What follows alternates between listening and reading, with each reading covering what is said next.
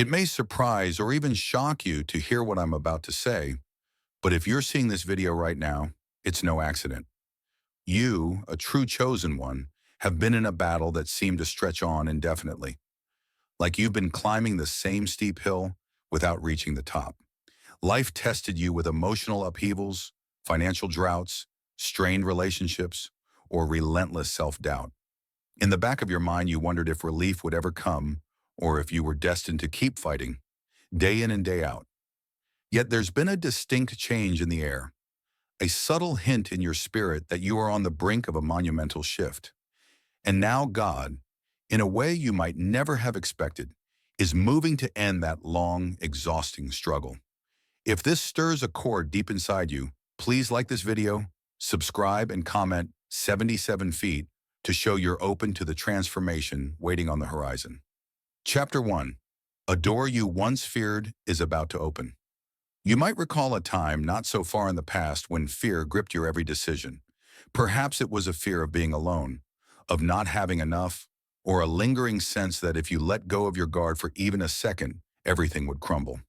This fear often centered around a door, a threshold that represented the unknown. You imagined walking through it, but the risk seemed too high, the cost too steep. So instead, you stayed in a place that was familiar yet stifling, settling for half answers and fleeting comforts. But recently, you've sensed a stir in your heart. That door, once a symbol of all you dreaded, doesn't loom as menacingly as before. Something's changed in you. Maybe it was triggered by disappointment that pushed you to your limits, or a late-night epiphany when you realized living in perpetual caution was no longer an option. Regardless of how it happened, the fog of dread is dissipating, replaced by a cautious curiosity. This door, be it literal or metaphorical, holds the promise of stepping into a realm where old burdens no longer define you. It could be a new job you never considered, a relationship dynamic you were too hurt to explore before, or a creative project you dismissed as impossible. The door stands now, slightly ajar, and you find yourself with the faintest glimmer of excitement instead of crippling anxiety. You're beginning to realize that if life is to shift drastically, you must be willing to pass this threshold. Yet crossing it isn't about plunging forward recklessly. It's about trusting the divine timing that aligned all circumstances to bring you to this point. The moment you allow God's guidance to take precedence over your doubts, the handle of that door practically turns itself. You look around and realize everything's arranged to guide you forward. People encouraging you, resources becoming available, inner strength you didn't know you had. And so, the door you once feared is set to open, perhaps gently, perhaps with an unstoppable swing. Your part is to step across the boundary, leaving behind the old mindset that insisted you must fight alone and forever. That chapter is fading, and with God's hand in the mix, the relief that seemed so distant is now within reach. All you have to do is trust that, after so long, you are more than prepared for what waits on the other side. Chapter 2. The purpose behind your trials. Have you noticed how the hardest battles often seem to lack obvious purpose while you're in them? You slog through days where every task is a test of will, every conversation a challenge to your patience. On the surface, it can look like random misfortune or a cruel twist of fate. But upon closer reflection, you'll see patterns, moments of growth that came directly from facing adversity. The pain you went through shaped your resilience and clarified what truly matters to you. Being a chosen one often means walking a road steeped in trials. Yet it's not because you're singled out for punishment. Instead, it's a kind of advanced schooling in empathy, determination, and faith. While others might cruise through life with fewer hurdles, they may also miss the depth of insight you've gained. Each setback strengthened your moral spine. Each heartbreak broadened your compassion. Without these trials, you might not have discovered the inner resolve that's essential for the breakthroughs you're now poised to receive. What's remarkable is how these lessons align with the greater narrative of purpose. The financial struggles, health scares, or emotional betrayals you endured now serve as cornerstones of your new foundation. As you continue to heal and evolve, it might feel an unexpected surge of gratitude for the very storms you once prayed to end. You recognize that without them, you lack the readiness to hold on to blessings that are not fleeting but transformative. This understanding can prompt an inner realignment. Instead of seeing yourself as a perpetual warrior locked in conflict, you begin to view your struggles as stages in a grander journey. Yes, you fought for so long, but not in vain. The sweat and tears have soaked into the soil of your soul, fertilizing the ground for a harvest you can finally reap. There's a particular kind of peace that comes when you realize your hardships weren't arbitrary. They were part of an intricate design that serves your highest good. In fact, your endurance is a testament not just to personal grit, but to divine orchestration. Had these experiences arrived in a different order or timing, the impact might have been diluted. Instead, they appeared precisely when they needed to, forging an unbreakable chain of lessons that now forms your armor. And as you stand here, sensing that a new era of favor is opening up, you do so with the conviction that none of it, absolutely none, will be wasted. Chapter 3. Surrendering your battle-worn mindset. After you've been fighting a long time, it's natural to develop what could be called a battle mindset. You grow vigilant, scanning the horizon for the next threat. When a glimmer of hope appears, a part of you prepares for disappointment, convinced that maybe you'll be blindsided again. That mindset helped you survive, but it can also become a barrier when circumstances shift and peace is at hand. Accepting that God is ready to end your struggle means letting go of the habits that once kept you safe, but now hold you back. It means embracing a future where you don't have to be perpetually braced for combat. That transition can be surprisingly challenging. You've grown accustomed to the tension, almost as if it were a security blanket. Putting down your guard can feel vulnerable, or even like you're inviting danger. But what if this vulnerability is precisely the space into which grace can flow? Observe how your body responds when you imagine a life no longer defined by strife. Do your shoulders relax, or does a flicker of panic cross your heart? Either way, it's a clue pointing to unresolved tension. The old mindset might whisper that it's reckless to believe your trials are truly over. Yet part of you longs to set down the sword, to wake up without an undercurrent of dread. That longing is your soul's way of saying it's time to evolve past survival mode. In practical terms, surrender might look like giving yourself permission to exhale after a series of demanding years. You might start by trusting people a little more, or allowing yourself to have hopes and dreams you previously dismissed as unattainable. Spiritually, it might involve prayer or stillness, where you approach God not with a frenzied list of demands, but with open hands ready to receive rest and direction. Emotionally, it could mean crying tears of release, acknowledging the weight you've carried. The key here is to recognize that surrender is not weakness. Far from it. It's an act of deep faith in the knowledge that you are protected and provided for. No, you're not forfeiting responsibility for your life, but you are acknowledging that you no longer need to fight alone, that a higher power in your own awakened spirit can carry the burden. This shift in perspective isn't instantaneous, but each moment you allow yourself to trust in the new flow is a moment that loosens the grip of that battle-worn mindset. Chapter 4. Unexpected signs of relief. Once you begin to lay down your defenses, be prepared for signs that your life is entering calmer waters. These signs won't necessarily be trumpeted from the skies.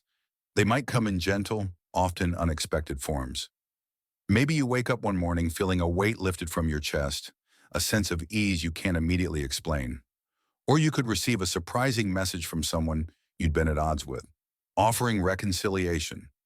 Financial relief might appear through a random windfall, or maybe an expense you'd been dreading evaporates at the last minute.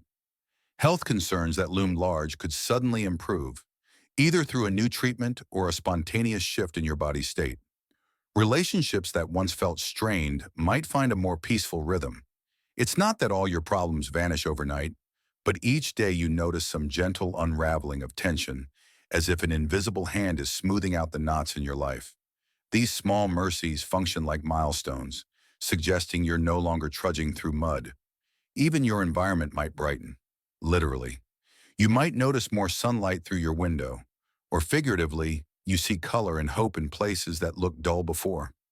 You might find yourself humming an old tune you haven't thought of in years and realize it's because you finally feel light enough to sing. When these moments pop up, let them anchor your trust in this new season. Write them down if you need a tangible reminder. It's normal to question whether these positive changes will last or if they're just a brief respite before the next wave of trouble. But dwelling in that suspicion would only keep you partially trapped in your old weariness. Instead, treat each sign as a real gift, an emblem that the cosmic plan is already in motion to bring your long battle to a close. It helps to keep your eyes open for synchronicities too. Maybe you keep catching a certain phrase or an animal symbol that resonates deeply with you. It might even appear in random conversations or on passing billboards. The repetition could be a subtle wink from the universe, saying, "You're on the right track, stay the course." Each time you notice these patterns, you'll feel a renewed confidence that your shift into peaceful territory isn't a fluke. It's part of a carefully orchestrated divine timeline. Chapter 5. Inviting a deeper relationship with the divine. You may have sensed an invisible presence assisting you during your hardest hours, but now that the clouds are clearing, it's an ideal time to nurture that connection more consciously. As you step away from the battlefield, you have the emotional and mental space to explore your faith anew. No longer is your conversation with God solely about pleas for help or immediate rescue. You can now approach the divine with curiosity, gratitude, and even wonder. This deeper relationship doesn't require you to adopt a formal religion or follow a rigid path, unless that resonates with you personally. It's about allowing your heart to open, to speak freely, and listen for responses in unexpected ways. Maybe you find solace in prayer early in the morning, or in journaling your thoughts at night, or simply in silent reflection while you gaze at the sky. Each method becomes a channel through which your awakened spirit communicates with the source that guided you out of struggle. As you invite this communion, you might be surprised at how God, or the divine, the universe, or whatever name you choose, speaks back. A sudden clarity might resolve a persistent question, or a surge of warmth may fill you during a moment of doubt. Each instance is a dialogue, reinforcing that you're not walking this new path alone. Your past trials weren't a sign of abandonment, but rather a stage set for you to learn resilience and faith. In these moments, gratitude often bevels up naturally. You recall your toughest nights, the times you felt abandoned even by hope itself, and you realize the subtle grace that kept you going. Gratitude transforms your perspective on the hardships you faced, shifting any lingering bitterness into a sense of awe. You see that in all your efforts, there was also a guiding hand steering you toward liberation. This evolving relationship with the divine also motivates you to look outward. How can you share what you've learned? How can you serve others who are still ensnared in battles of their own? Sometimes the best way to honor the grace you've received is to pass it on, illuminating paths for those who remain in the darkness you once knew so well. And in doing so, you're not just paying it forward, you're sealing your own transformation, making it clear that the forces that freed you from struggle are real, active, and can work wonders in any life open to them. Chapter 6. Releasing any remnants of guilt or self-blame. Even after the dust settles and you're safely on the far side of a battle, echoes of guilt can linger like phantom pain. You replay scenes in your mind. Why didn't I leave sooner? Why didn't I speak up? Why did I trust that person? In the hush that follows a protracted fight, these doubts slip in, whispering that you were somehow complicit in your own hardship. They insist you weren't worthy of rescue until you performed perfectly, or that you squandered time you can't get back. This next stretch of your journey asks for radical self-forgiveness. Consider the younger self who made each mistake. That person was navigating with the emotional tools, information, and bandwidth available in that moment. Expecting flawless choices from a version of you, still half asleep in survival mode, is like scolding a child for not solving calculus. Beating yourself up cannot rewrite 1 second of the past. It only siphons power from the present. Instead, transmute regret into clarity. What did this teach me about my needs, my limits, my values? Hard experiences are an education. Costly tuition, yes, but the degree is wisdom few possess. No conflict is wasted currency. The stamina it took to endure forged mental muscle. The empathy you gain for people in struggle is a rare human asset. You can now read red flags in low light, defend boundaries without apology, and sense when a room's energy turns toxic. These skills are pieces of an internal treasure chest you carry into every new environment. Even abundance feels different, lighter, more sacred, because you remember scarcity's bite. That memory breeds humility, the fertile soil where fresh dreams can germinate without suffocating in entitlement. If guilt remains stubborn, enact a ritual of release. Ritual gives the psyche a visual language for letting go. Write 2 letters, one from your present self to the self who endured, thanking them for their bravery, another from that past self to the present, granting permission to move on, burn, shred, or bury the pages. Watch smoke curl upward or paper dissolve into soil. See the symbolic weight lift. Or stand before a mirror, look into your own eyes and speak absolution aloud. I release you. We survived. We are free. Repeat until the words feel less like performance and more like truth, settling into bone. Some find release in motion, a solo hike where each footstep marks distance from old shame, or a swim where submerging and resurfacing embodies rebirth. Others need communal witness, a therapy session, a trusted friend, a prayer circle. Choose what resonates.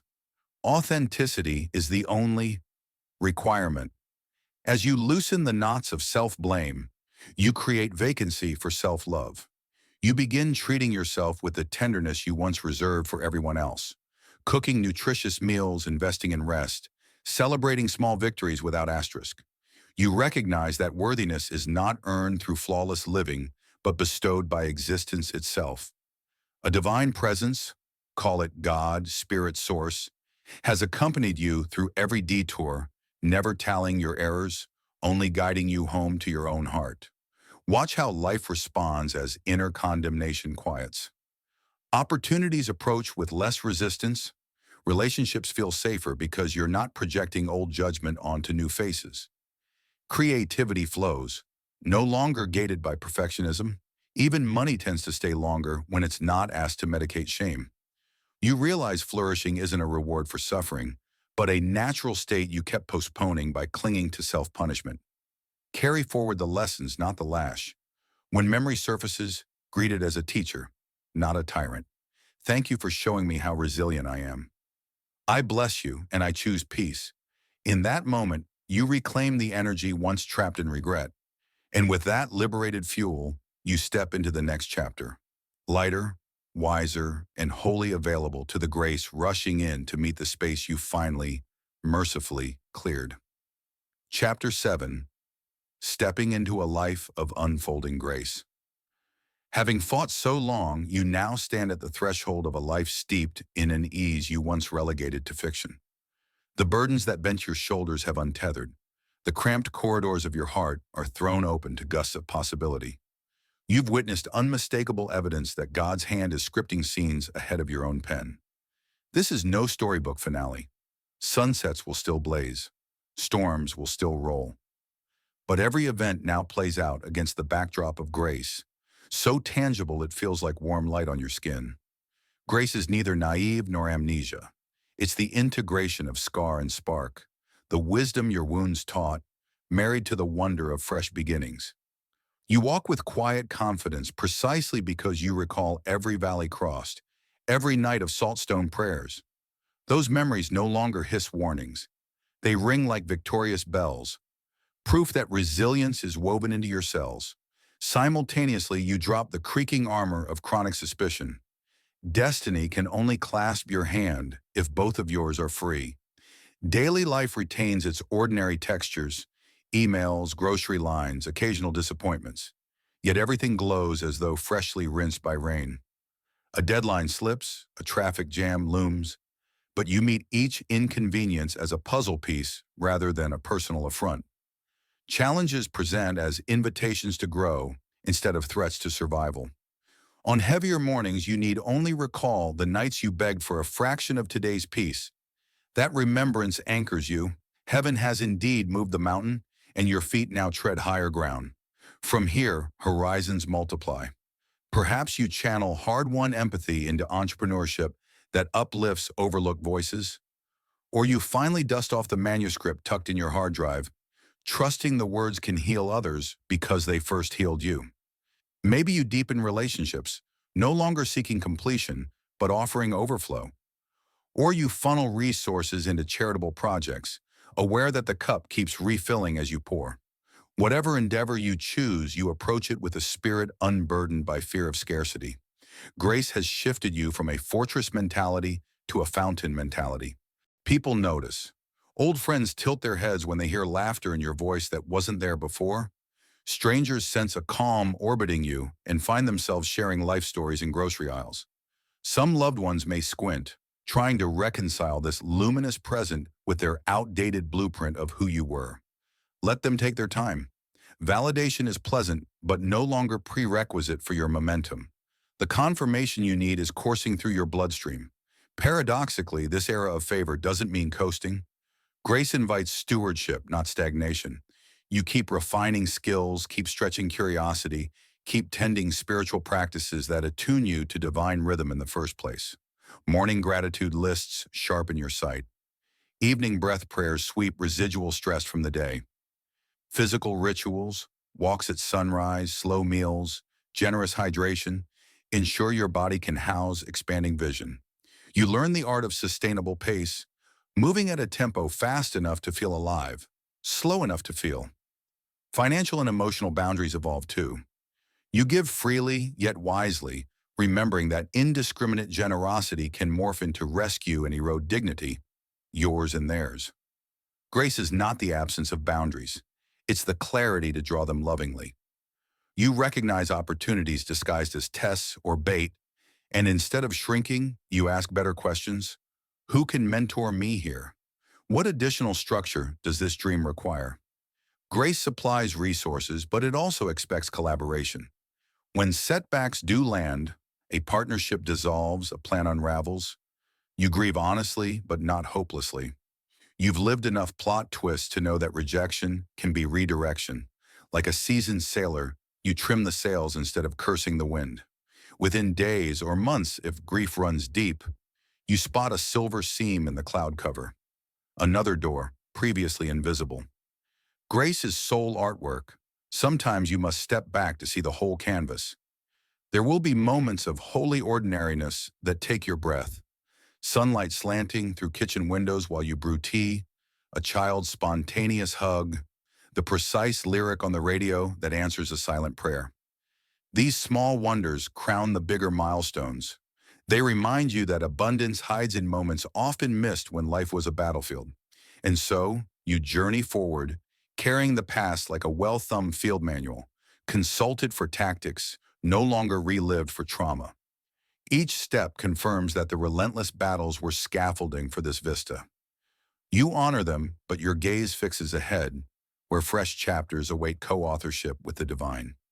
When weariness whispers, you place the load back into God's hands, confident the yoke is lighter when borne together. Grace, once a distant rumor, is now your home address.